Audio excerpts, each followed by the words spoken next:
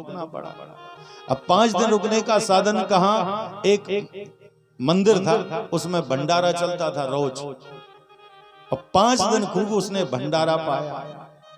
और भंडारा पाकर के उसने मन में विचार किया कि घर गृहस्थी में कुछ नहीं रखा, जो कुछ है सब यही है।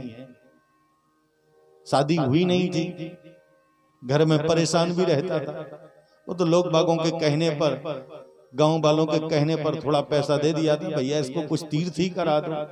इस हिसाब से वो तीर्थ यात्रा के लिए चला गया था गांव के लोगों के साथ में। लेकिन जब उसने 2-5 दिन वहां भंडारा पाया तो उसने सोचा कि यहीं रहने में फायदा है, घर जाने में फायदा नहीं, घर तो काम करना पड़ेगा।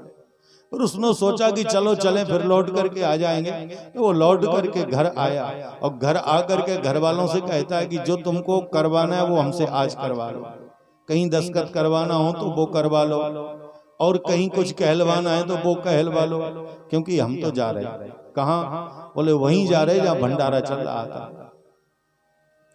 घर वालों ने जो कुछ करवाना था करवाया। इसके बाद वो गया और ढूंढते ढूंढते वहीं पहुंच गया। अब वहां जाकर के वहां के श्री महंत से कहता है, महंत जी आप मुझे जानते हो, हम 5 दिन रुके थे, वो भंडारा चला था। तो महंत जी कहते हैं, भैया भंडारा तो यहाँ रोज चलता है, हजारों आदमी आते हैं, लेकिन हम किसी को नहीं पहचानते, हमको सब पहचानते हैं।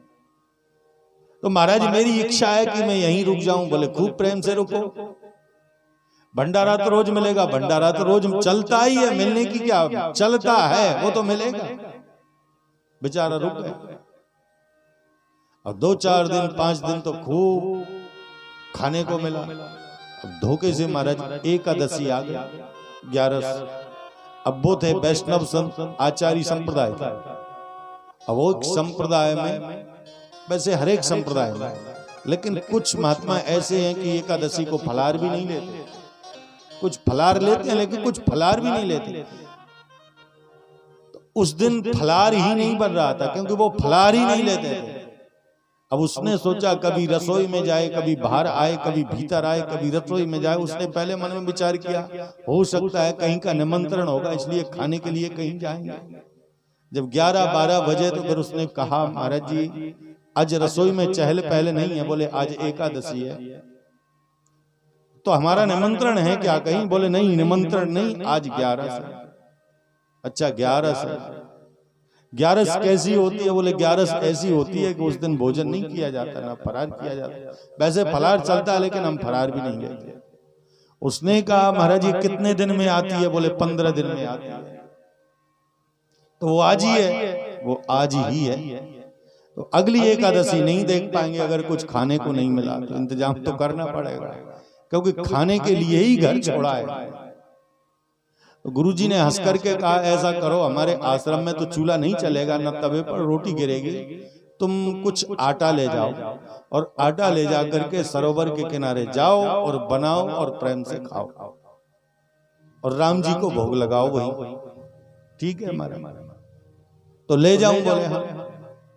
महाराज 1 किलो, बिल्कुल 1 किलो मिलेगा भैया, इसको 1 किलो आटा दे दो। अब 1 किलो आटा लेकर के गया सरोवर के किनारे। उसने बढ़िया रोटी मोटी बनाई, बना के रखे। उसने कहा गुरुजी ने कहा था कि राम जी को भोग लगा देना, और राम जी को बुलाने लगा। अब उसको पता थोड़ी भोग कैसे लगाया जाता है।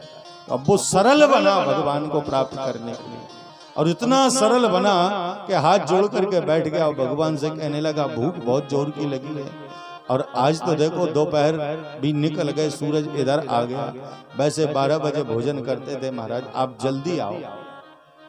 अब भगवान नहीं आए तो उसने गाना आरंभ किया, राजा राम आइए मेरे राम आइए, मेरे भोजन का भोग लगाइए। राजा राम आइए, प्रभु राम आइए, मेरे भोजन का भोग लगाइए।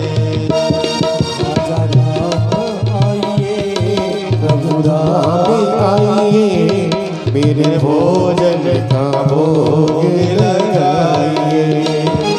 मेरे भोजन का भोग लगाइए।